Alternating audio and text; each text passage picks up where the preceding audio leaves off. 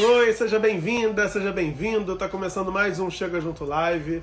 Hoje a gente vai conversar sobre um assunto que quem me conhece há bastante tempo sabe que faz parte da minha trajetória também há bastante tempo.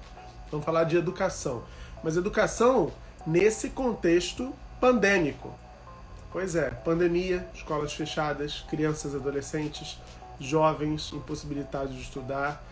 Como é que a gente pode fazer para evitar que esse momento que a gente está vivendo agrave ainda mais as desigualdades já históricas do nosso país? Para conversar com isso, para conversar sobre isso, eu vou conversar com um cara que é criador, é doutor em linguística aplicada, criador de uma página de humor que tem mais de 100 mil pessoas no Facebook, a página Nazaré, a orientadora. Certamente você já deu risada olhando os memes que ele posta por lá. Enfim, um pesquisador da área também. É o João Xavier, que já está aqui. Vocês podem participar mandando perguntinhas aqui na caixinha na interrogação e o papo começa agora. E aí, João? E aí, Murilo, boa noite, tudo bem? Boa Boa noite. noite, gente. João, seguinte, para começar a pergunta que eu tenho feito a todos os convidados aqui, como é que têm sido os seus dias nesse período, nessa fase longa já de isolamento social? Está sendo como a filosofia de vida dos alcoólicos anônimos. 24 horas sóbrio, 24 horas sem me afogar na preocupação, 24 horas sem me afogar na ansiedade, 24 horas com a cabeça fora da água, sabe? É um momento muito curioso, porque nós não estamos acostumados a ficar sozinhos, a ter que nos expressar, trabalhar, viver, sabe, distante das pessoas. Nós somos seres que, por qualquer motivo, a gente quer tomar um cafezinho, encostar um no outro. Você está num congresso, pode ser um congresso mais interessante do mundo, com uma pessoa por quem você nutre a maior admiração no universo. O melhor momento vai ser o cafezinho, vai ser a hora da troca, sabe, do contato com os outros. Então tem sido dias nos quais eu tenho me preocupado muito comigo, em estar bem, em ler, em ouvir música. Adquiri um hábito maravilhoso que eu não tinha, que era ler poesia todos os dias. Então, todos os dias eu leio pelo menos 2 poemas, todos os dias. Que legal. Hoje eu li os da Elisa Lucinda. São lindos. Ela é maravilhosa. E de manhã eu li um chamado Credo, e o da próxima página eu vou ler agora, antes de dormir. Então eu tenho ocupado os meus dias assim, Murilo. E você? Eu tenho ocupado meus dias editando, produzindo conteúdo. Logo no começo da quarentena foi muito difícil para mim. Eu senti um baque muito, muito negativo do noticiário, porque, enfim, sou jornalista e esse fato que a gente está vivendo é uma coisa tão única e tão impensável que naquele momento inicial eu fiquei completamente absorto. Eu fiquei ligado nos canais de notícia, zapeando entre Globo News e CNN, enfim, buscando entender, buscando saber.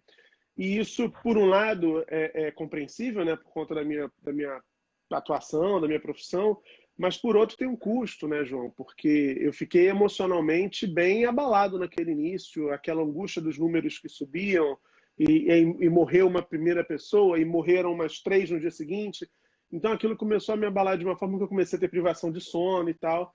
E aí foi quando eu decidi exatamente começar a fazer as lives aqui no Instagram e colocar esse conteúdo todo no YouTube também, para de alguma forma eu continuar ligado ao meu trabalho, eu continuar ligado àquilo que eu amo fazer, que sei fazer, mas sem estar tão diretamente mergulhado nesse noticiário que é tão pesado, né, e tão difícil. E além da pandemia, tem todas as questões políticas que a gente vive no Brasil que, na minha análise, acabaram agravando muito mais a situação, tanto do ponto de vista da pandemia mesmo, da gestão dessa pandemia, como da saúde emocional do coletivo, porque a gente fica refém de uma situação que você não sabe muito bem.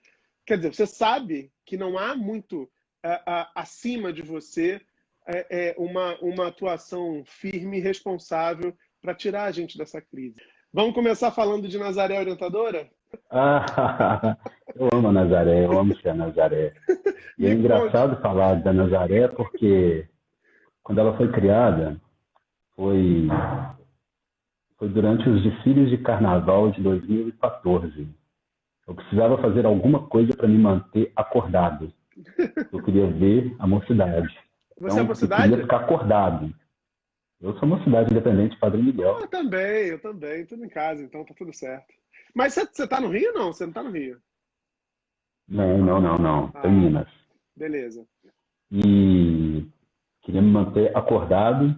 E naquela época, teve uma portaria do MEC que ia cortar o PIBID. E o PIBID é um programa muito importante na pedagogia, muito importante para a docência, né? Para a educação básica. E eu resolvi, peguei uma foto da Nazaré com a tesoura e escrevi, sabe? A ideia não era para ser um meme, sabe? Mas eram os primórdios do meme, era o hierógrafo do meme, sabe? A escrita rupestre do meme. E eu coloquei lá, se cortar um PIBID, eu te corto, alguma coisa assim. E postei isso no grupo de PIBID do qual eu fazia parte. E em 3, 4 minutos, aquilo 500 curtidas. Peraí, acho que tem alguma coisa aqui.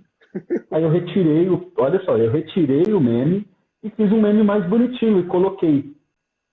Aí teve 500 compartilhamentos. Eita! Isso do meu Face. Eu falei, tá, então vou fazer melhor, vou criar uma página da Nazaré. E Nazaré o quê? Já tem a Nazaré Amarga, já tem tanta coisa. Nazaré a orientadora.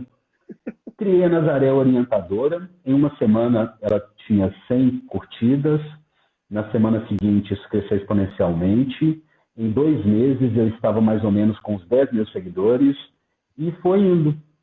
E as ideias, eu me dediquei tanto tempo.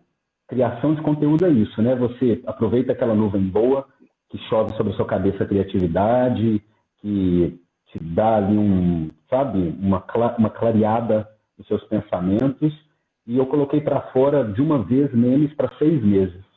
Eita! Deixei tudo programado. Deixei tudo programado. E eu passei a entender que horas os memes viralizavam. Então, era às 18 horas, ou então às 22 horas, e sempre saía. Aí eu criei algumas campanhas, os 10 mandamentos acadêmicos, fui criando várias coisas, e o pessoal foi aderindo a Nazaré. E durante todo esse tempo eu mantive a Nazaré em segredo. De 2014 até esse ano. Esse ano eu resolvi colocar a cara lá e falar, olha, Nazaré Orientadora tem cara, Nazaré mas é um homem negro, um homem gay, professor, um pesquisador, e coloquei a Nazaré e hoje com muito mais tranquilidade. Eu acho que na época eu não teria tanta tranquilidade para colocar a minha cara na internet. Mas eu assumi a responsabilidade dessa voz que eu já sou na escola, essa voz que eu já sou na minha comunidade, essa voz que eu já sou dentro do Cefet. Então eu coloquei isso para fora e assumi esses lugares e recebi vários convites para falar, para conversar, para dar risada. Tem sido muito bom. Nazaré é um bálsamo no meio da academia, que às vezes pode ser tão árida, principalmente a pós-graduação. A gente ama, a gente ama. Agora, para quem não está tão familiarizado com esse universo acadêmico, João, acho que é importante lembrar, ou explicar, na verdade, falar um pouco dessa figura mítica do orientador, né?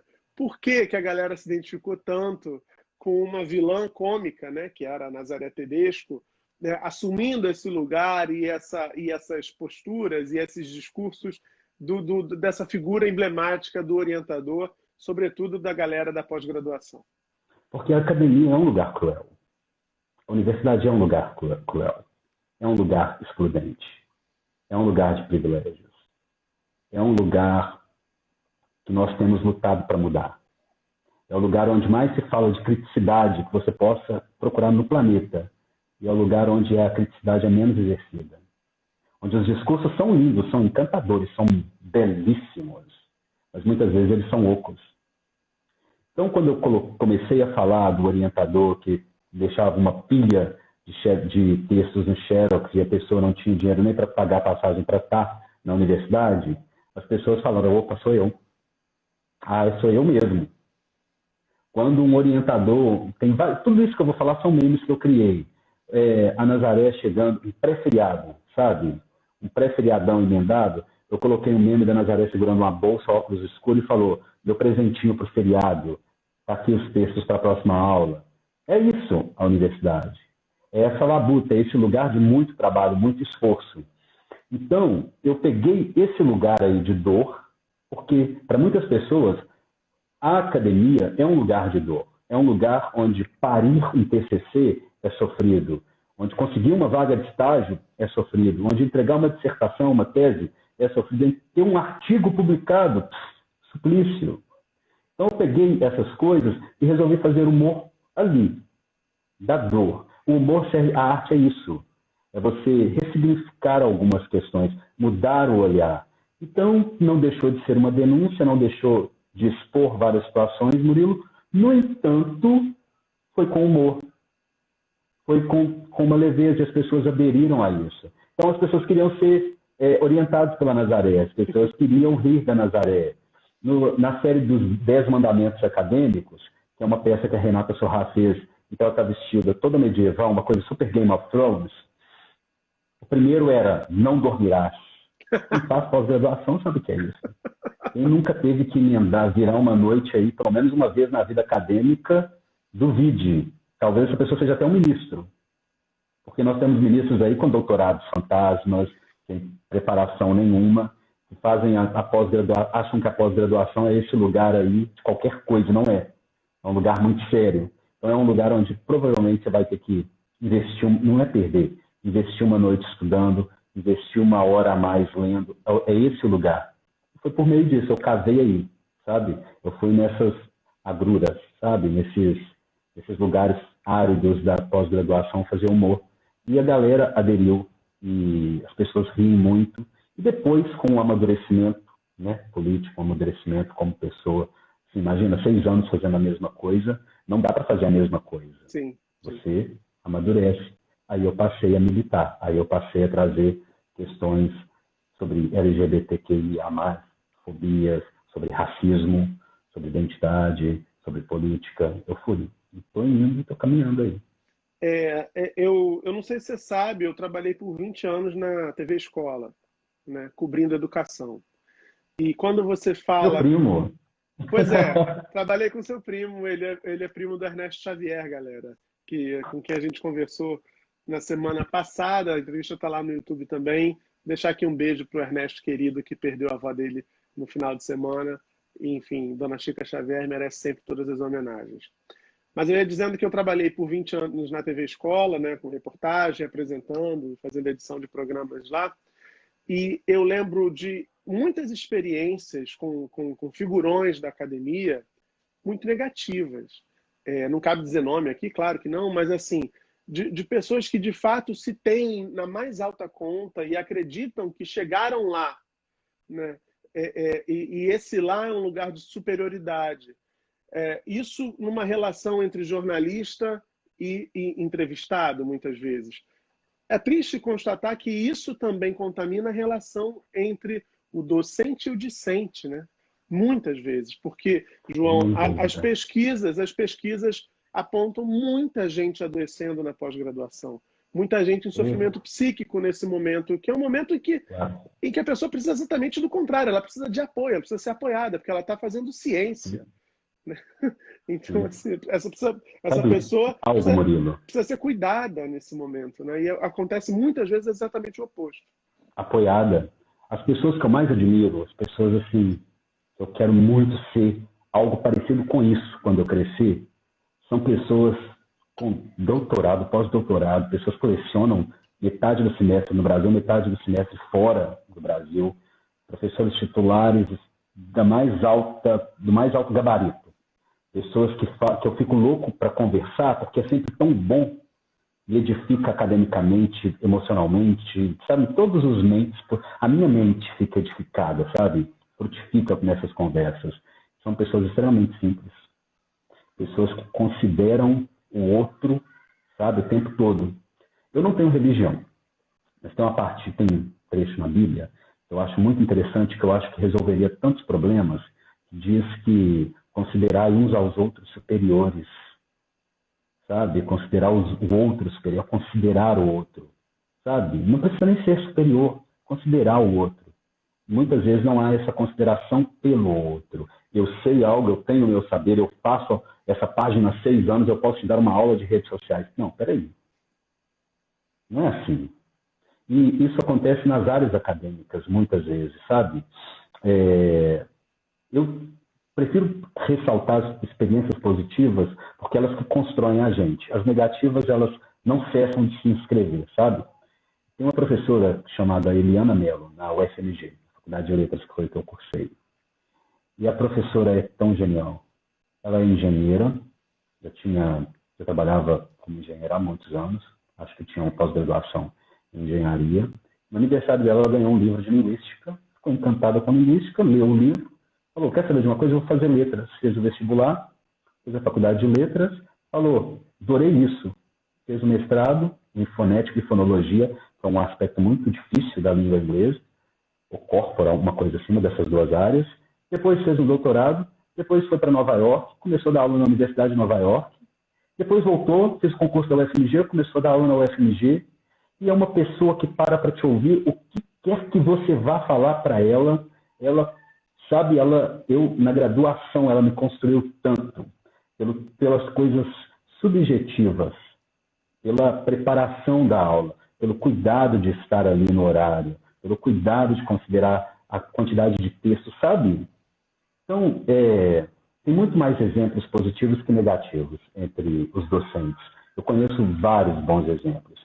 Conheço professores que já tiraram dinheiro para comprar, sabe, o lanche para a turma. Nossa. Eu conheço uma professora que nunca foi dar aula, sabe, sem trazer um texto para todo mundo. Ela poderia simplesmente deixar lá para a galera pegar, numa época onde a internet não estava tão popularizada, sabe? Então, eu tenho muitos exemplos positivos, professores que abriram suas casas. Então, tem muitos bons exemplos. E são esses bons exemplos que me dão a segurança de fazer graça dos maus exemplos. Até Então, é porque um lugar de dor, sabe? até porque eles te dão um referencial, né, do que pode ser, né? Porque se a gente E só do que pode tivesse. ser. Porque se a gente só tivesse. A gente tivesse uma maioria de exemplos ruins, negativos, a gente talvez não tivesse os parâmetros para criticá-los exatamente, né? Poxa, mas não faz sentido você Justamente. deixar tanto texto na Xerox no final, nas vésperas de um feriadão, não dá para a gente ter mais maleabilidade, enfim, certamente. A gente também é a partir do outro, né? Então eu acho que essa relação em todos os campos da atividade, a gente falou aqui da figura dos orientadores, mas também não falta jornalista que não está nem aí para o colega, que não está nem aí para o entrevistado, que não se importa. Então, enfim, eu concordo com você, a maioria, mas de longe, a maioria é de histórias muito boas e inspiradoras de educadores. Eu tive a felicidade de entrevistar o José Pacheco, educador português fantástico que criou a Escola da Ponte, que transformou a educação, vem lutando pela transformação da educação no mundo. Enfim, fiz muitas matérias sobre Paulo Freire, que pode chorar quem quiser, mas é o patrono da educação brasileira, um cara reverenciado no mundo inteiro, exatamente por isso, por apostar nessa autonomia, nesse diálogo, nessa relação entre o professor e o aluno na construção de um cidadão crítico, né, com uma leitura de mundo crítica, né, que certamente se toda a filosofia do Paulo Freire tivesse sido encampada pelo Brasil, a gente não estaria na situação que a gente está agora enquanto sociedade, né? Mas, enfim, fica só esse registro aqui. E quero saber, porque você disse assim, demorei a mostrar o rosto, né, dizer quem é a Nazaré. Quando você mostrou, houve alguma diferença? Porque assim, a página surgiu lá em 2014, começou a bombar. Você ouvia colegas, professores repercutindo, falando assim, que página é essa? Que história é essa? Como é que era a reação? Demais. Como é que era a reação dos professores, dos colegas, e que quando ainda não sabiam que era você a mente por trás da Nazaré Orientadora? O que eu achava mais divertido eram os boatos, que as pessoas tinham certeza que era alguém da UFRJ, a professora fulana de tal. Tinham certeza que era ciclano. Tinham certeza que era uma outra pessoa, porque, sabe? E as informações sempre cruzavam, porque o pessoal mandava uma sugestão. Então pegava a sugestão e fazia um meme. Então aconteceu uma coisa na sua sala de aula de jornalismo. O professor falou um absurdo. E você mandava para mim, eu pegava aquilo, criava um meme, é o professor, é alguém daqui, sabe? Então isso foi bem interessante. Mas ganhar esse espaço por meio do humor foi muito legal. Mesmo porque eu já experimentei várias exclusões na minha vida. principalmente dentro da UFMG, várias exclusões de vários grupos. Então, hackear o grupo por meio do humor, e quando você se dá conta, você tem 120 mil seguidores, é uma experiência muito boa, sabe? Foi por meio da arte, do humor, sabe? Da inteligência, da perspicácia. Então, repercutiu, foi interessante, foi muito legal, trabalhou muito na minha autoestima isso, na minha segurança. E, posteriormente, ao estar aqui como Nazaré orientadora, colocar minha foto lá, falar sou eu, foi bom também, mas só que eu já não precisava de nenhuma aprovação. Era isso que eu ia perguntar. A partir Não do momento precisava. que você revela a identidade secreta, os pares, assim, você teve que tipo de feedback? Murilo, é indiferente, eu não sei te responder. Sabe por quê? Porque eu não precisava da aprovação de ninguém. Sabe? Não era uma coisa...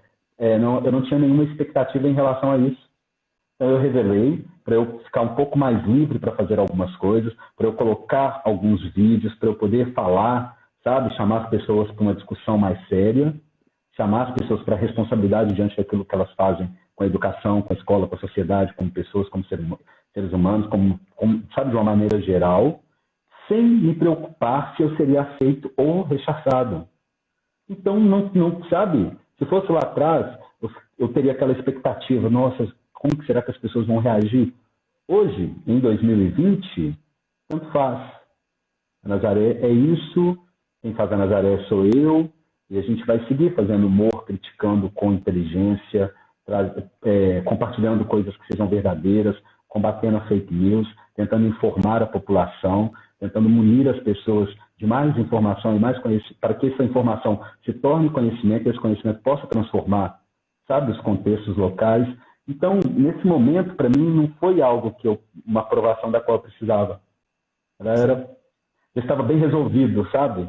Comigo mesmo, como professor João e como Nazaré orientador. Então, consegui colocar Nazaré e João lado a lado. João, fala pra gente onde é que você atua profissionalmente agora, no Cefet? Eu sou professor de Cefet. Eu sou professor efetivo do Cefet Minas e sou líder do Grupo de Estudos Críticos para as Relações Étnico-Raciais, GECRE, que é um grupo credenciado pelo CNPq, que é o Conselho Nacional de Pesquisa e Desenvolvimento. E nesse grupo a gente discute questões raciais, o combate ao racismo, sabe? E formado por estudantes do Cefet, a comunidade interna. Eu te fiz essa pergunta primeiro para o pessoal saber, conhecer direitinho onde é que você atua, né? Qual a sua atuação atualmente, para que a gente possa entrar naquele outro assunto dessa nossa live, dessa nossa conversa, né? A gente está falando de educação no contexto de uma pandemia, a primeira pandemia digital, a primeira pandemia do século XXI, pelo menos com essa intensidade, com esse nível de letalidade, mais de 105 mil mortos só no Brasil. Eu queria, para começar a falar desse assunto, ouvir você. Qual o maior desafio para a educação nesse cenário tão devastador da Covid-19, João? Eu faço dois avisos. O primeiro aviso é que toda vez que eu falo de educação, eu acabo chorando em algum momento. Porque eu começo, desinvesto a falar e acabo chorando. Educação é uma coisa muito cara para mim. Então, é o primeiro aviso, e já o primeiro, não sei se precisa ser apologético em relação a isso, mas é melhor avisar, senão ficar surpreendido. E o segundo é que falar sobre educação num contexto pandêmico é o segundo momento.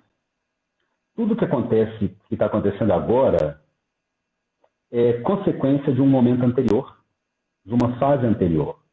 Deixa eu elaborar. Nós vivemos num país onde 48% da população brasileira não tem acesso à coleta de esgoto. Repito, 48% da população do Brasil não tem acesso à coleta de esgoto. Isso é chamado por outro nome, mais simples e conhecido por todos nós, saneamento básico. Quando o assunto é água tratada, mais de 35 milhões de brasileiros não possuem acesso a isso. Apesar de o Brasil possuir 12% da água doce do mundo na superfície está aqui. Então, didaticamente, 12% da água doce do mundo está aqui, 35 milhões de pessoas não têm acesso a essa água tratada e 48% da população não tem acesso ao saneamento básico. Isso é o básico para você sobreviver em uma sociedade dignamente, decentemente. Lembrando que saneamento básico é um direito, está lá na Constituição. Sim. Beleza. Isto posto, para refrescar nossa memória, nós temos no Brasil 184 mil escolas públicas. 184 mil escolas públicas, que atendem aproximadamente, esse número pode ser maior, e eu suspeito que seja, que essas 184 mil escolas públicas atendem a mais de 48 milhões de estudantes na escola pública.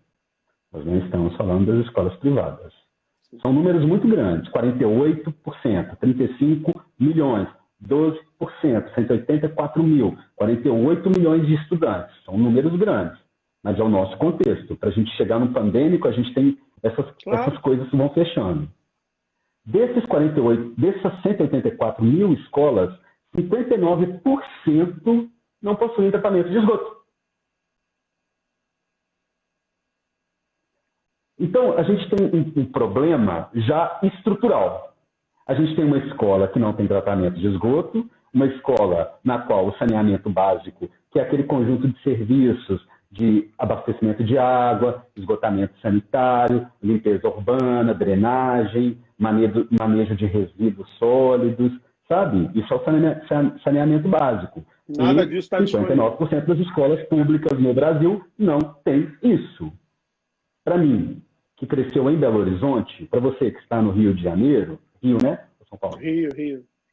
Se a gente está numa grande cidade, a gente pode pensar que isso é algo distante da gente, mas não é. Por que não é?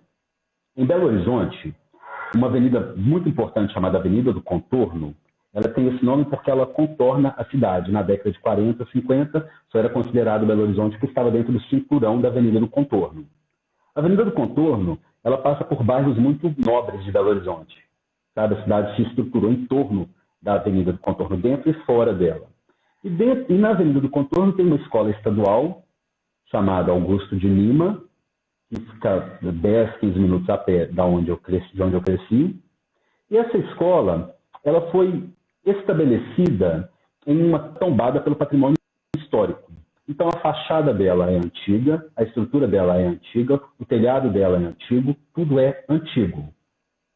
E lá não funcionava uma escola. O governo pegou aquela casa antiga, aquela casa com uma fachada antiga, uma estrutura antiga, toda antiga, e não transformou aquela casa em um centro cultural incrível, em um museu maravilhoso, em um espaço de arte, cultura, lazer. Ele transformou numa escola. Ele transformou aquele lugar em sala de aula. E colocou em cada sala 45 alunos. E quando eu entrei lá pela primeira vez, e fui até o bebedouro, eu tive a terrível surpresa de que o bebedouro era o tanque. Não era um bebedouro, de alumínio grandão com uma torneira de tanque. Era um tanque. E quando eu questionei a diretora, cadê o bebedouro? Ainda o governo, a Secretaria de Educação não mandou a verba para consertar, não. Aí eu perguntei, e os alunos estão bebendo água no tanque? Mas a água é limpinha, vem direto da rua. Puta que pariu. Peraí. Conversando com os alunos apelidaram a escola de Escola da África. Eu quero voltar nisso lá atrás. Daqui a pouco eu volto nisso, por eles terem chamado a escola de Escola da África. Eu só quero fazer uma ressalva aqui para a galera que está chegando agora. A gente está falando, o João está falando para a gente de uma escola em Belo Horizonte. A sociedade brasileira não tem a menor dúvida que ignora qual é a realidade. A sociedade brasileira não, a opinião pública, os formadores de opinião, muitas vezes, falam da educação pública, ignorando completamente qual é o contexto, qual é a realidade e quão diversa também é essa realidade das escolas públicas no país. A gente está falando de uma escola em Belo Horizonte, Minas Gerais é o segundo estado mais populoso do Brasil, né? Então, assim, não deveria ser um problema colocar água tratada nem saneamento básico em escola nenhuma do Brasil, que dirá na terceira maior capital, no segundo estado mais populoso do país. Mas quero continuar te ouvindo, João. Conversei com os alunos, eles deram esse apelido para a Escola da África, e eu conto depois, no final, talvez, o que eu fiz com essa fala deles. E a estrutura da escola, a infraestrutura da escola não era para ser uma infraestrutura, aquele lugar não era para ser uma escola. Sim. Aquele lugar era para ser outra coisa, não uma escola. Eu abro o primeiro parênteses e te conto que eu trabalhei antes do Cefet no melhor colégio particular de Minas Gerais, sem a menor dúvida, provavelmente deve ser o melhor do Brasil. Não tenho a menor dúvida. Eu nunca entrei num lugar tão maravilhoso. Eu fiquei tão maravilhado quando eu cheguei nas escadas do colégio. Eu peguei o telefone, liguei para meu marido e falei assim: nossa, você não tem ideia do que eu estou vendo. Será que eu vou passar na seleção para dar aula aqui? Eu não tenho nem roupa para vir trabalhar. Que lugar que é esse? 4 andares, aí eu passei pela sala de multimídia, o laboratório. É um lugar incrível. Incrível. O melhor colégio que eu já entrei na minha vida.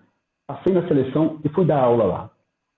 Eu morava num bairro em Belo Horizonte chamado Caiçaras, que é um bairro quente. O lugar mais quente que você possa imaginar é lá. É o Rio, 40 graus, é lá. Sabe? É o calçadão fritando, é lá, em Caiçara. Quando eu chegava lá nesse colégio, eu sentia frio. Por que eu sentia frio?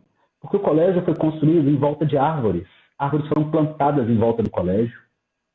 Eu trabalhava nesse colégio de tarde e de manhã eu trabalhava na prefeitura de Belo Horizonte. Na escola onde eu trabalhava, não tinha cortina para janela. O ventilador não funcionava.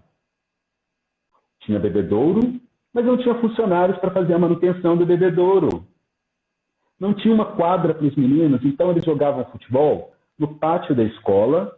Assim, tem um pátio, ao redor do pátio as salas, e aqui nas pontas, aqui a saída e aqui o bebedouro. Então, eles jogavam bola ali e a bola caía no bebedouro. Estourava o bebedouro. E não tinha manutenção, não tinha uma rede, não tinha nada. No outro colégio, eu tinha estrutura. Eu trabalhava com a mesma faixa etária, Murilo. Meninos do 6º ano. Os meus meninos com quem eu estava acostumado a trabalhar na prefeitura, eles eram baixinhos, pequenininhos, magrinhos. Quando eu cheguei nesse colégio, os meninos eram quase do meu tamanho. Aí eu fui falar de novo, porque eu não estava acostumado com isso. Não estava acostumado com gente rica, gente que tem alimentação de qualidade, gente que tem comida balanceada, gente que não tem fritura na escola, só tem salada de frutas. Sabe? Eu não estava acostumado com isso. Eu assustei o tamanho daquelas crianças do 6º ano e comentei novamente com meu marido, que estuda essas coisas, estuda nutrição, estuda um tanto de coisa. Ele falou, claro, eles comem direito. Eu falei, é isso que acontece?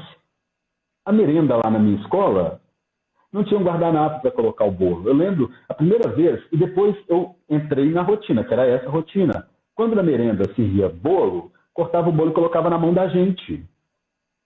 Então, a primeira vez que eu vi aquilo, eu achei assim, tão grotesco. Eu nunca tinha visto servir alguém um pedaço de bolo na mão, sabe? Sem pratinho, sem guardanapo, sem nada. E era isso. Então, eu tenho 2 escolas, uma com toda a estrutura e pompa e uma sem estrutura. Uma que entra no grupo das escolas da África, que é essa escola que eu vou falar. Uma que não tem água tratada, onde 59% delas não tem esgoto, onde os professores não têm material para trabalhar, onde não tem uma equipe para cuidar da limpeza, da manutenção, do telhado, onde não se pensa, por exemplo, em colocar placas placas solares para que no calor do Rio de Janeiro o aluno não fique com calor lá dentro da escola e o professor possa trabalhar. Onde lá no Nordeste o aluno sinta um ambiente fresquinho para ele poder o cérebro trabalhar. Sim.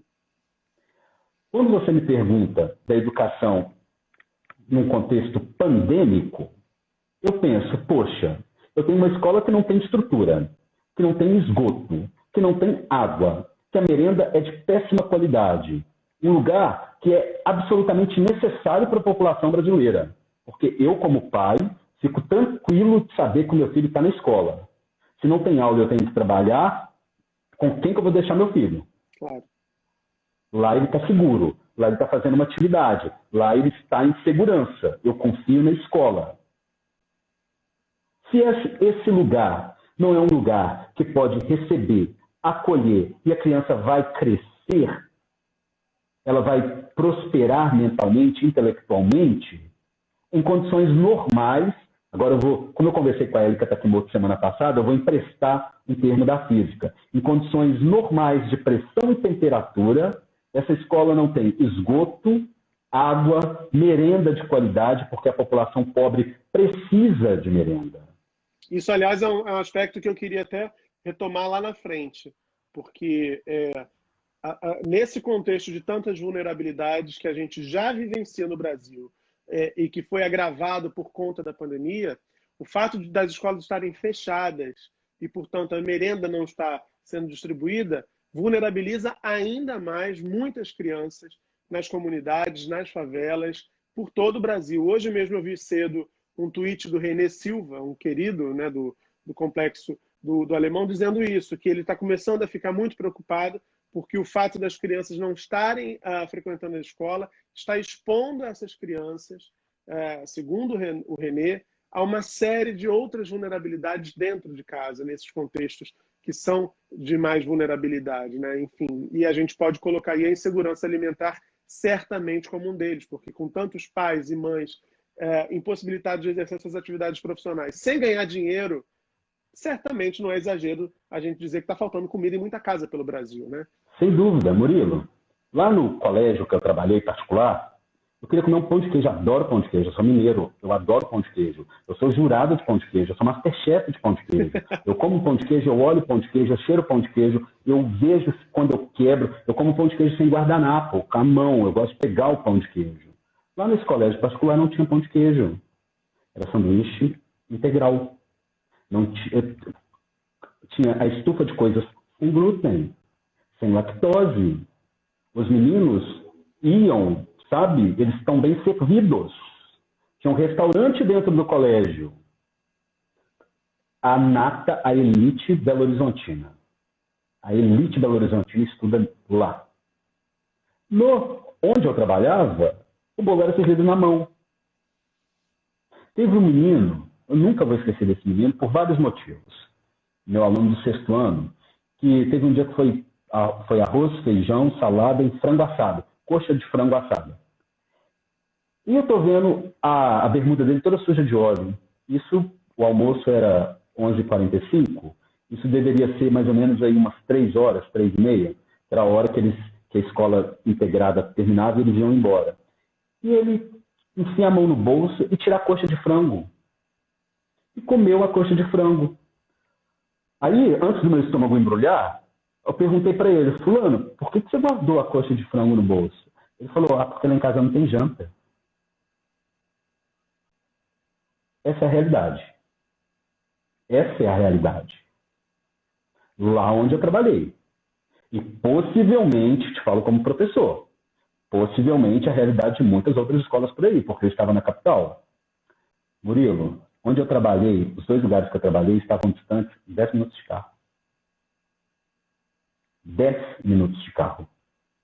Separava as estufas sem lactose, sem glúten, salada de frutas.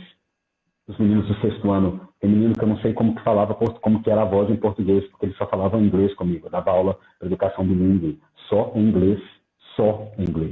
Inclusive, quando eu saí de lá para assumir no Cefet, uma aluna me perguntou assim: por que você vai sair daqui? Menina do 6º ano, 5º ano. Por que você vai sair daqui? Você não está satisfeito com o seu salário? Aí eu falei, foi tão surpreendente. Sabe por quê, Murilo?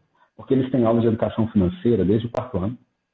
Ela sabia muito bem que ela era uma cliente dali e que eu trabalhava para a escola. Ela me subalternizou como professor, como elite. Ela mostrou quem estava no poder sem nem saber, sem nem fazer as devidas referências. Assim. Ela me perguntou, ela olhou nos meus olhos e falou: Por que você vai sair daqui?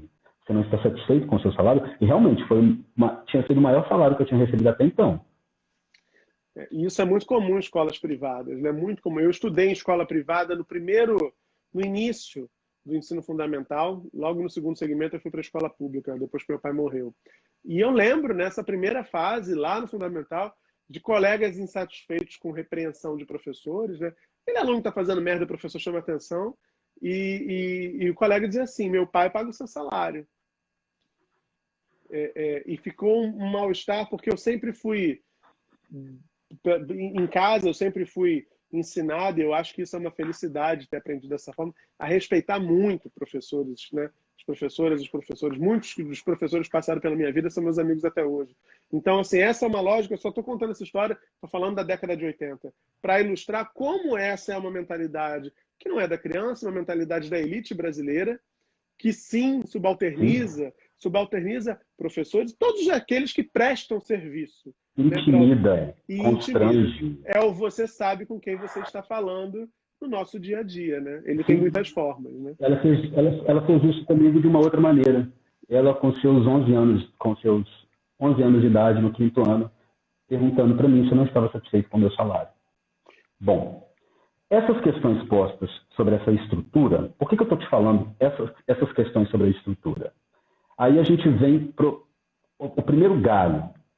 A gente tem, como ministro do Meio Ambiente, um cidadão acusado de fraudar mapas. Nós temos no Ministério dos Direitos Humanos, né, cuidando da pasta dos direitos humanos, uma cidadã que diz que meninas lá no norte são estupradas porque elas não usam calcinha. Nós temos um país que a maior população é pobre, e temos um economista, ministro da Economia, que governa para os ricos, que quer taxar livro. Eu estou aqui penando para publicar o meu livro. Acabei de escrever um romance maravilhoso, gente. Vocês vão ver que romance maravilhoso. É a chance do Brasil ganhar um Nobel de Literatura. Mas você sabe porque ele quer taxar, né? Você sabe porque ele quer taxar livro. Essa semana eu vi a foto de um depoimento que ele deu para o Jornal Nacional, se eu não estou enganado. Atrás dele tem uma estante belíssima e a estante está vazia. Tem um enfeite ali, uns 3 livrinhos aqui no canto e todos aqueles nichos vazios. Ele quer taxar porque ele não consome. Porque ele é uma pessoa vazia. Um ministro da Economia ministro da Economia num país de pessoas pobres que governa para pessoas ricas. Não temos ministro da Saúde em meio a uma pandemia. E você me pergunta da educação em contexto pandêmico quando a gente não tem nenhum ministro da Educação? Eu conheço gente foda demais. Eu posso ser assim, ó, de cara te falar 5 currículos de pessoas que eu posso falar, ponha lá que vai dar super certo. Análise da Silva, professora doutora negra lá da UFMG, Faculdade de Educação. Putz, ela pensa a educação de jovens e adultos como ninguém. Não, Mário Menezes de Souza. Da educação agora a gente até tem um, né? A gente tem um agora que é o que... o Milton aquela Ribeiro. Merda, né? Milton Ribeiro? Milton Ribeiro. Não, é Milton. Não vou lembrar o sobrenome, também não faz nenhuma diferença. Não, eu não faço nem questão, porque é perda de tempo. E não mudou hoje, não. Você viu o Jornal Nacional? Porque às vezes muda. Assim, pois é, como a gente está aqui fazendo a live, pode ter mudado, enfim. Pode ser que caiu já. Então, a gente tem um naipe de governantes que não entende o próprio país, que não pensa o país, que não enxerga as pessoas do país. Nós temos governantes que vão pegar uma casa velha, a casa é velha, e ao invés de restaurá-la e transformá-la em um lugar de referência do passado, transforma em escola. Transforma-se qualquer buraco em escola. Escola não é buraco. Escola não é lugar de enterrar o futuro de ninguém. Escola é lugar de plantar futuro. Escola é lugar de proteger, de fomentar. É um lugar de pegar uma pequena chama e abanar bastante para ela virar um incêndio. Escola é lugar disso. Quando um professor faz um concurso público, uma pessoa faz um concurso público para ser professor, para assumir a docência, para viver da docência, não é apenas pelo prazer de ensinar. Ele quer comer, ele quer ter condições de se vestir, de comprar um livro. O Vale Cultura que eu recebia na Prefeitura de Belo Horizonte era R$ 50, eu acho, por ano. R$ 50 não dá nem para você ir ao cinema, pagar o cinema e comprar uma pipoca. Dependendo, se estiver em São Paulo, sei lá, eu acho que você nem consegue chegar no lugar. Porque São Paulo é tão caro que eu não sei nem se R$ 50 você consegue ir ao cinema em São Paulo.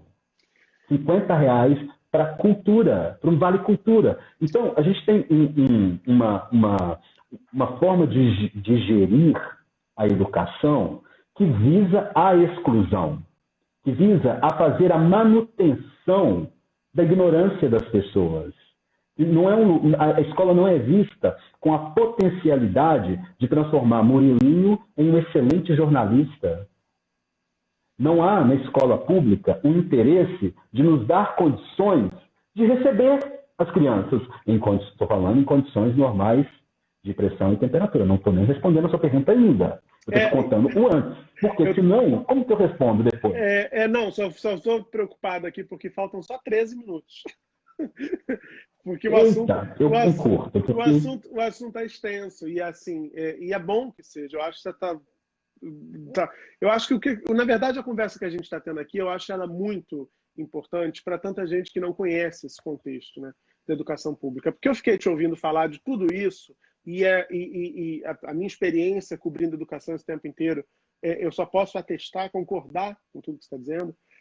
Mas me entristece muito saber uma coisa que eu digo há muito tempo também, que a sociedade brasileira ela só coloca a educação como prioridade no discurso. Ela não abraça a ideia da educação pública, né? Qualquer família de classe média, qualquer família de classe média, quando tem um mínimo de melhora nas condições, a primeira coisa, se não a primeira, a segunda, é tirar o filho da escola pública e botar numa escola privada, por pior que seja essa escola. E aí, quando você diz assim, o professor ganha o Vale Cultura de R$ 50, o professor ganha mal e tal, mas quando os professores fazem greve para exigir melhores condições de trabalho, a sociedade se volta contra os professores, em vez de ajudá-los, né? Em vez de encampar. Então, assim, é dramática a nossa situação, porque a sociedade, me parece, tenho certeza disso, não entendeu de que lado ela está nessa história. Não entendeu de que lado ela deve estar nessa história. Verdade. Né? Um amigo meu, sociólogo, falou assim, ele resumiu dessa maneira, eu achei que minimizou, mas gostei também. Ele falou, o brasileiro não sabe nem que lugar que ele ocupa na sociedade. E encapsulou tudo nisso. Eu falei, nossa, é mesmo, é uma cápsula aqui. Cápsula de sociologia. O brasileiro não sabe o lugar que ele ocupa na sociedade. E eu te conto por que as pessoas não investem em educação, Murilo. Por quê? Se eu coloco na escola uma sala de arte, uma aula de teatro, uma educação física onde o menino não fica sentado no chão, mas ele está fazendo um exercício porque tem material, tem bola, tem quadra, tem um vestiário para ele trocar de roupa depois da aula. Se eu coloco na escola uma merenda de qualidade, equipo a biblioteca da escola com livros, dou condição para esse professor de ir no cinema, ver um teatro, comprar um livro. Se eu dou condições para a escola ser escola, a sociedade pensa. Quem pensa não vota no Bolsonaro. Quem pensa não vota em alguém que quer destruir a Amazônia. Quem pensa não vota em quem é contra os artistas. Quem pensa não vota em quem manda jornalista calar a boca. Quem pensa não vota em quem bate em professor. Quem pensa não faz isso. Quem sabe se expressar não faz isso. Quem sabe confrontar não vai aceitar de boca fechada, de cabeça baixa, sofrer racismo, sofrer preconceito. Vai erguer a voz. É por isso. Então, o plano é, a gente destrói a escola, a gente põe a escola sendo o pior lugar, e o menino vai pegar esse lugar que já está ruim, aí quando ele encostar na maçaneta, a maçaneta vai soltar na mão dele, aí a gente fala que é culpa dele, a gente fala que eles destroem as coisas. Destrói não, Murilo. Destrói não. Levei os meus alunos no Palácio das Artes, que é um lugar incrível de Belo Horizonte, um teatro, um centro cultural, e eles participaram de todas as oficinas, não quebraram nada, não quebram nada. Eles veem um lugar limpo, eles não sujam, não. Nós, professores, educamos os alunos.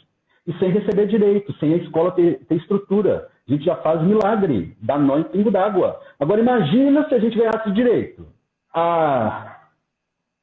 Eu tenho uma aluna, tive uma aluna, que do sexto ano lá da escola municipal da prefeitura, que tocava violino e cantava super afinada, super afinada, que menina sensacional, porque ela ganhou a oportunidade de fazer aula de música. Essa menina mora numa vila chamada Acabamundo, em Belo Horizonte, que é cercada pelas maravilhosas colinas do Mangabeiras, que é um bairro só de mansões. No Acabamundo, que foi construído em volta de uma barragem de dejetos minerais de uma dessas mineradoras lá de Belo Horizonte, acho que na Vale, ou a antiga MRV, algo assim, acho que Vale. A casa dela não tinha espaço para nada. Ela saía do barraco onde ela morava, ia para a praça, abaixo lá da comunidade, para fazer o para-casa sentada na mesa de pedra da praça. Eu vi, porque eu estava na praça. Eu vi.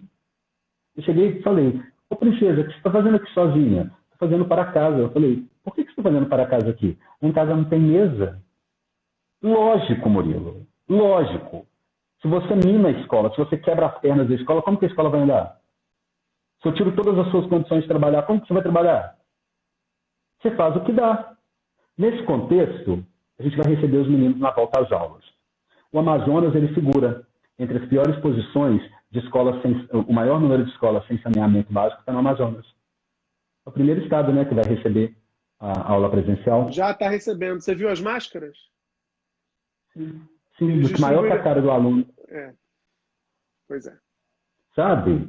Então, é essa escola. Agora sim, eu consigo te responder, porque a gente está na mesma página. Você sabe todo esse contexto, já sabia, obviamente, todo esse contexto da educação no Brasil. Mas foi importante você dizer para quem está assistindo aprender. Pois é. É importante que as pessoas conheçam. Né? Pois é. Como? A gente vai receber esse menino como? Essa merenda vai ser feita como? O distanciamento social vai ser mantido como? É genocídio. Porque os filhos das pessoas que têm condições melhores de vida lá não vão mandar o menino para a escola. Não vão. E eu não vou te perguntar se você mandaria o seu filho para não te constranger. Não mandaria, não tenho o menor problema. Eu respondo por mim. Eu não mandaria. Eu não mandaria também, não. E eles também não vão mandar, Murilo. Eles também não vão mandar. Sabe quem vai para a escola, Murilo? Quem precisa merendar. Vai para a escola. Vai ter merenda. É difícil porque a gente sabe desse contexto. Você disse que chora, né? Mas esse assunto mexe muito comigo também, porque eu passei muito tempo cobrindo e, enfim, olhando para essa realidade. E isso ainda me toca profundamente. Até por conta de militância, por conta de visão de mundo, enfim, da forma que eu quero estar no mundo, do que eu quero dizer sobre o que eu vejo, sobre esse mundo, né, onde eu estou. E é difícil porque a gente sabe de todo esse contexto e a gente tem tanta fragilidade e tem um governo tão omisso que a gente, como pode dizer para essas famílias assim, não mandem? Né? É impossível. É impossível. O Brasil não se percebe. O Brasil não se percebe de mãos e pés atados nesse momento. Porque tem uma classe, uma elite econômica que está confortável diante dos seus privilégios, coloca as crianças para estudar online, fazem 1000 atividades online, inglês, mandarim, se for o caso, né? Terceirizam a educação dessas crianças muitas vezes, porque muitas dessas famílias já trouxeram de volta, se é que liberaram em algum momento empregadas domésticas e outras prestadoras de serviço também. E tem uma classe média que, como não se enxerga, como a gente disse, não se percebe, defende os argumentos dessa elite econômica, porque não se enxerga diferente desse lugar. Ela quer estar lá e acha que, querendo e defendendo, ela já está mais ou menos aceita nesse clube. E tem uma imensa maioria de pessoas que estão se virando para poder manter a cabeça fora da lama nesse momento que a gente está. É muito difícil. O que te faz ter esperança ainda? Porque eu fico pensando na dificuldade que é saber dessa realidade, saber de todas as adversidades que ela contém e ainda assim se motivar para encantar corações e mentes de crianças numa sala de aula. O que te faz sentir esperança ainda? Olha, a educação foi responsável pela mudança da história de toda a minha vida. Sabe? Toda a minha vida foi mudada devido à educação e à vida da minha família. Devido à minha educação, quando eu passei no vestibular para o UFMG, comecei a dar aula de redação para os meus tios. Eles voltaram a estudar, completaram o ensino médio. Eu tenho um tio advogado e passou na prova da OAB ainda, faltando 2 semestres para terminar. Ele já tinha sido aprovado na prova da OAB. Tenho uma tia pedagoga. Todos os meus tios terminaram o ensino médio. Todos terminaram. A minha avó aprendeu a ler, porque eu ensinei. A educação mudou a vida da minha família e eu acredito que ela vai mudar a vida de muitas crianças. Então eu tenho esperança que, apesar desse momento ter sido um momento de perdas tão profundas para tanta gente, pessoas que não vão voltar, morreram mais pessoas que a cidade onde eu moro. Onde eu moro tem 86 mil habitantes. Sim, é como se a cidade onde eu moro tivesse morrido. Isso nunca vai voltar. Mas, Murilo, eu acredito que a escola é a saída. Nesse momento, eu sinto muitíssimo que os estudantes do Amazonas têm que voltar para a escola, agora, quando não é seguro, muitas vezes porque eles não têm o que comer. Sinto muitíssimo. Queria que a situação fosse diferente. Queria que as pessoas pudessem estar em casa. Queria que esses centros, queria que as nossas universidades tivessem pensado uma forma de ensinar remotamente, garantir o acesso a isso há muito mais tempo do que agora no susto. No susto. Está sendo tudo assim. Por que a gente não tem uma política? A gente teve, né?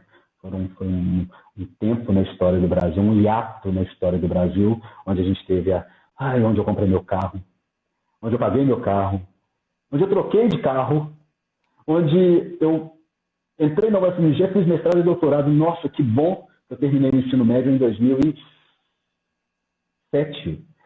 Foi o melhor ano. Eu terminei em 2007, já fiz a UFMG, já fiz o mestrado, já fiz o doutorado. Em 2016 veio um golpe aí que me desestabilizou, mas a gente foi olhado por um tempo, sabe? Se agora a gente está vivendo um momento em que ninguém olha para a educação e que há claramente uma agenda anti-educação, da mesma forma que há uma agenda anti-direitos humanos, anti-meio ambiente, anti-cultura, houve um tempo na história recente do Brasil em que, sim, havia uma agenda favorável à educação, né? Havia políticas. O próprio Cefet, como a rede do Cefet se expandiu, né, nos governos petistas, né? Como houve uma interiorização do ensino técnico, uma expansão dos campos universitários. Eu não estou fazendo propaganda política, não, gente. Estou contando fatos, né? Eu sou do time que acha que contra fatos não há argumentos, é só você olhar. Isso aconteceu. Quem estuda em escolas técnicas, quem estuda em campos universitários, no interior do Brasil, sobretudo, é testemunha de que isso aconteceu, de que foi fato. Professores também são testemunhas disso. E você chamava atenção para o fato de que houve esse momento em que a gente teve uma sensação um pouco mais, um pouco inédita, talvez, de bem-estar social, né? Que as pessoas começaram a se sentir incluídas, até que veio o golpe em 2016, né, João? Eu fui muito contemplado nesse momento. Eu terminei a minha faculdade e emendei no mestrado e no doutorado porque eu tive apoio. Eu consegui estudar na UFMG porque eu tive apoio. Na UFMG eu chegava, tomava café da manhã e no final do dia, no final do turno da manhã, eu tinha um almoço lá. Tinha a Fundação Mendes Pimentel, FUP, na UFMG, e ela é dividida em níveis, sendo que o nível 3 é o mais carente. Eu só não era o nível 4 porque não tinha. Eu era 3,5. Então, eles me deram todo o apoio para tudo. E como eu, havia várias outras pessoas ali. Sabe? A FIP acabou. Não tem mais a FUP. Meu primeiro computador foi comprado, financiado pela FUP. Eu paguei meu computador em 60 vezes, sei lá, sabe? Assim, sem juros. A prestação era, sei lá, R$40, R$30, alguma coisa do tipo. Mas se eu soubesse, né, na época eu não entendia de computador, eu tinha comprado um computador melhor, sabe? Mas eu comprei um que me levou pela graduação. Como fazer uma graduação sem computador? Sim. Como dar aula remota, sabe? Um ensino remoto sem condições tecnológicas para isso. Eu estou vendo muitos colegas da Prefeitura de Belo Horizonte e de outras redes também reclamando que precisam comprar materiais, sabe? Que precisam se equipar melhor para poder conseguir gravar uma aula, gravar um vídeo, etc. Aqui em casa, a gente tem essa conversa, que eu arrebei uma planta para cá, coloquei um negocinho aqui, será que a luz, como que vai dar? Será que ele vai me ouvir bem? Sabe? A educação não pode ser feita de gambiarra, Murilo. E a educação tem sido feita de gambiarra. A gente tem tido que fazer gambiarra na educação porque é o máximo que a gente consegue fazer em muitos lugares, em muitos contextos. Sabe? E a educação não pode ser gambiarra. Nós estudamos muito, sabe? Muito, nos preparamos muito bem para estar ali na sala de aula. E muitas vezes a gente chega e essa sala de aula não tem a estrutura que a gente precisa, a gente conseguir formar, sabe? Esse aluno no potencial dele, sabe? O Durkheim falava que a sociedade pode preparar a pessoa para ser um médico ou um gari. A educação, a escola tem o poder de transformar um indivíduo em um médico ou um gari, colocando os status sociais dessas profissões. E eu questionei a professora de Sociologia da Educação sobre isso. Falei, então por que a escola não prepara todo mundo para ser o melhor? Aí ela falou, por que você não lê um pouquinho mais? Você vai entender. E eu entendi como há um interesse de fazer a manutenção das pessoas pobres em um lugar de pobreza, em fazer uma manutenção da exclusão das pessoas. Isso é muito triste. A gente teve um momento, sim, de investimento, e eu torço muito para que volte, Murilo, porque me beneficiou muito, vai beneficiar muita gente. Eu fico muito preocupado com as pessoas que, sabe, cortou-se verba de livro didático, Murilo. Não, o professor que só tem um livro didático para dar, não tem mais nada. É o único material de apoio. E só para a galera que não está a par, já está se estudando um novo corte no Ministério da Educação para o ano que vem de 4 bilhões de reais. Então, só para quem está acompanhando o raciocínio dessa nossa conversa, diante de todo esse cenário que a gente já descreveu aqui, vocês imaginam esse cenário com 4 bilhões de reais a menos em 2021. Então, assim, vamos tentar encaminhar para... Sabe, é muito atormentador, sabe? Sim, sem dúvida alguma. Eu acho que a gente tem um consenso aqui de que, infelizmente, a pandemia ela deve aprofundar ainda mais as desigualdades que já são históricas na sociedade brasileira, também na área da educação. Então, é importante que a gente esteja atento, que a gente converse sobre isso, que a gente se informe sobre isso e que a gente defenda, assim como agora a gente está vendo como o SUS, o Sistema Único de Saúde, tem sido fundamental para salvar vidas, a despeito de tudo o que se falou do SUS, dos médicos, do Sistema Único de Saúde, e também a despeito de todas as imperfeições desse sistema, é ele que está salvando tantas vidas, né? O Brasil, de fato, é um dos países onde é maior o número de recuperados da Covid, também porque é proporcional, né? Um dos países onde houve mais infecções. Mas, enfim, recuperamos muito, salvamos muitas vidas, graças, na maior parte dos casos, ao SUS. E eu acho que a gente também precisa olhar da mesma forma para o sistema público de educação, para as redes públicas de educação nesse país. Não dá mais para a gente achar que aceitar político que só fala de educação de 4 em 4 anos quando quer pedir voto do povo. Eu quero que você conte a história da escola da África. Muito menos aceitar político sem educação, né? Ah, sim. Aí então, eu acho que... Eu espero, João, que... Eu espero, né? Muita gente está fazendo lives, muita gente está conversando sobre esses assuntos. Eu espero que, de alguma forma, isso desperte a consciência das pessoas, né? Porque eu nem considero isso como nunca considerei. Espero que, a partir do que a gente está experienciando agora, muita gente não considere também o que a gente tem governando o Brasil hoje como uma hipótese, como uma possibilidade mais. Porque eu acho que, na verdade, dizer que isso está governando é até você da área da linguística, né? As palavras têm força. Tudo que a gente não tem é governo. O Brasil, ele é um barco desgovernado a caminho do fundo do oceano, né? Eu acho que dá para a gente dizer dessa forma. Para a gente não ficar aqui muito tempo, mas eu queria que você contasse rapidinho a história da escola da África, para a gente poder encerrar esse papo ótimo. E já vou deixar aqui o convite para que no futuro a gente faça outras conversas sobre educação. Adorei te conhecer, João.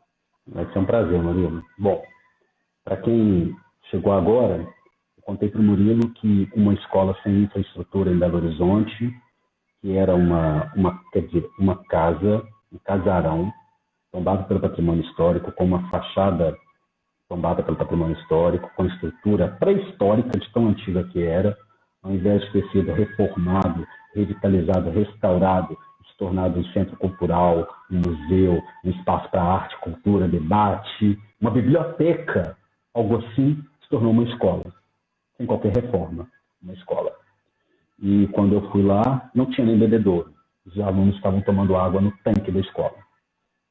E entre os alunos, a escola foi apelidada de Escola da África. E aquilo me agrediu muito. Ouvir aquilo me entristeceu pela situação e me agrediu como uma pessoa negra.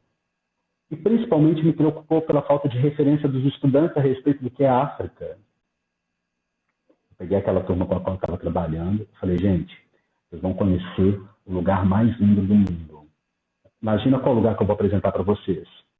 Aí uma pessoa falou, Nova Zelândia. Ah, aquele lugar com montanha. Eu falei, que montanha? Aquela de neve, onde o pessoal esquia. Eles foram falando, a Disney.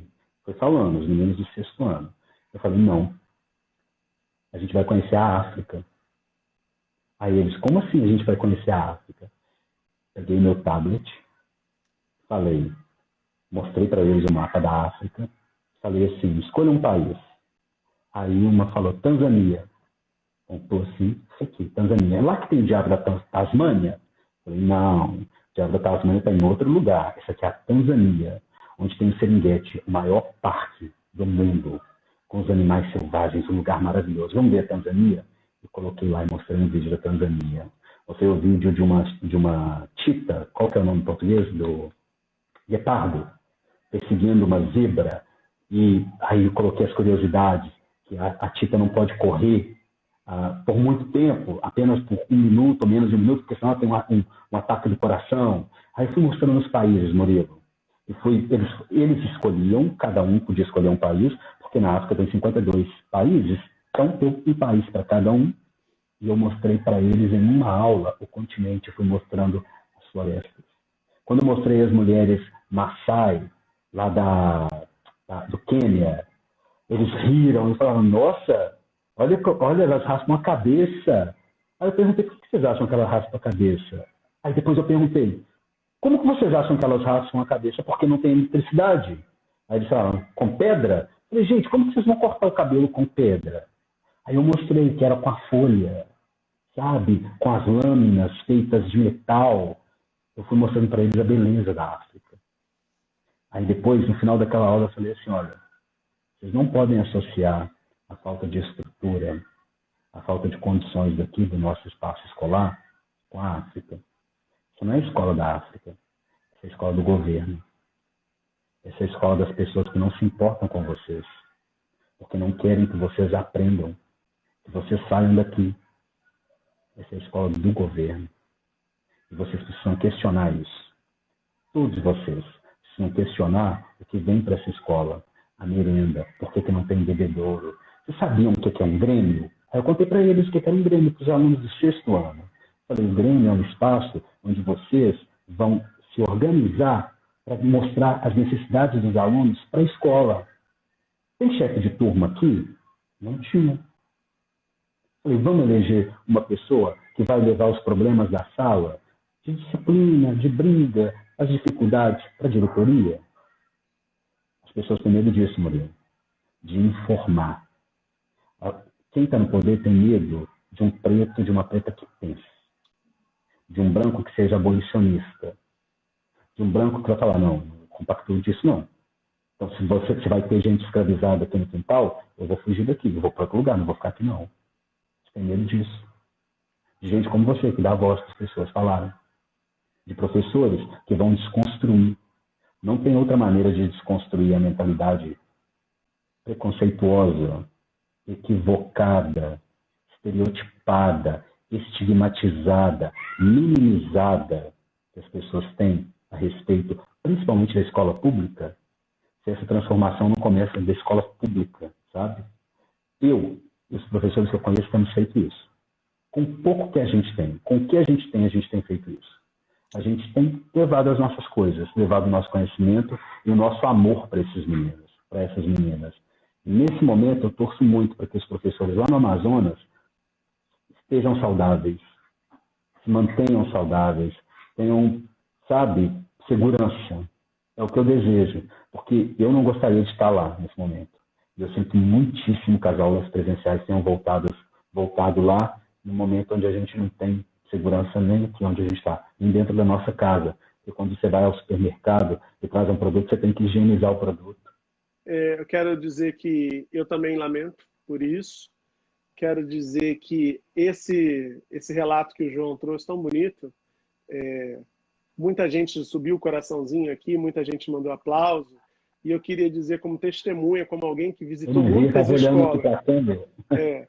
Quero dizer como alguém que visitou muitas escolas nas 5 regiões do Brasil, em quase todos os estados brasileiros, que isso, felizmente, não é exceção.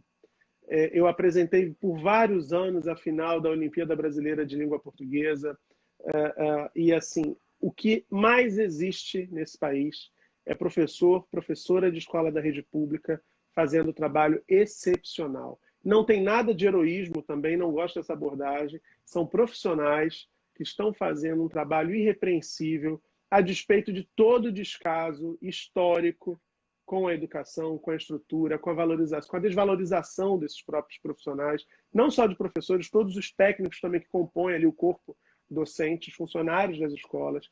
Então, há muitas iniciativas muito positivas, muito valorosas, que devem ser reconhecidas no Brasil dentro das escolas públicas.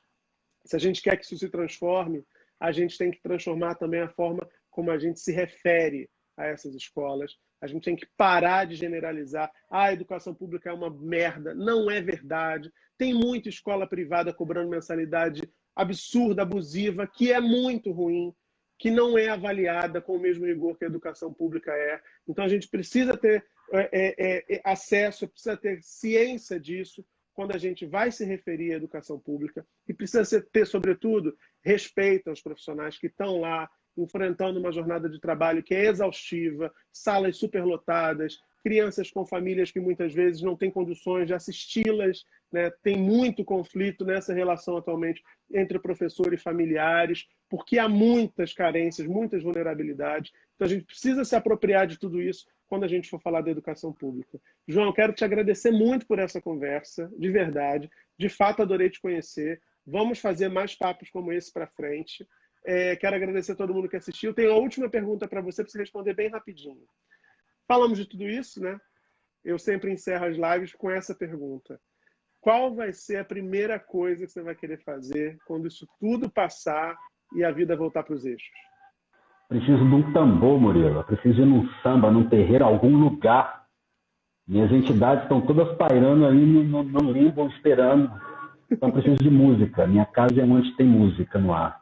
Então, preciso de ir numa roda de samba. Preciso ouvir, sabe? Sabe? Se desse para ser numa quadra, na quadra da mocidade, com a melhor feijoada que eu já comi no universo, seria perfeito. Mas só de ser um vucu-vucu seguro, sem pandemia, sem Covid, sem ninguém morrendo, sabe? Porque ser brasileiro também é isso. É você ter orgulho das suas raízes, da sua música, da sua cultura, dos seus tambores, sabe? Das suas cores, dos seus sabores, do seu povo, das suas tranças, de tudo. Então, eu tenho muita saudade disso. E tenho lido bastante sobre cultura brasileira, sobre a cultura afro-brasileira. Tenho me apropriado muito disso, sabe? Tem sido uma viagem interior bem profunda. E eu estou doido para encontrar, sabe, cara a cara, outras pessoas que têm, sabe, que já experimentam, já gozam disso, sabe? Dessa liberdade e dessa alegria. E é o que eu quero. E eu acho que nada melhor que uma boa roda de samba para poder comemorar o fim da pandemia, né? Se tiver uma coisa melhor do que uma roda de samba, porque tem gente que está doido para poder ir para o shopping. Eu já não saio da minha. Eu já não. Sabe, saio de casa até para ir no shopping no meio da pandemia. Não é o meu caso. Só gosto de sair de casa por um bom motivo. Uma roda de samba me parece um motivo. E se eu não fizer uma aqui, porque como eu não gosto muito de sair, faço uma aqui e chamo todo mundo para cá. Tem churrasqueira, tem um quintal. No fundo de quintal. Faço um pagode no fundo de quintal aqui. Tomara que passe, que a gente possa se aglomerar lá na quadra da nossa mocidade, em breve. Querido, muito obrigado pelo papo. Foi ótimo, viu? Murilo, muito obrigado por ter me ouvido aí, por ter feito a dobradinha, né? Não imaginei, eu fiquei com medo de não ter assunto para conversar com você e me surpreendo com uma dobradinha aí, bloco um e bloco 2. Agradeço todo mundo aí que mandou um coraçãozinho. Quem não segue a Nazaré Orientadora, sigam a Nazaré Orientadora. Ela está no concurso de memes aí, ó. E Murilo, em breve vou conversar com você sobre o meu livro, tá? Ah, vambora, a gente já marca isso, deixa o gancho pro próximo papo. Querido, ó, beijo, se cuida, até a próxima. Um beijo, um abraço, mantenha-se saudável. Você também. Tchau, tchau, gente.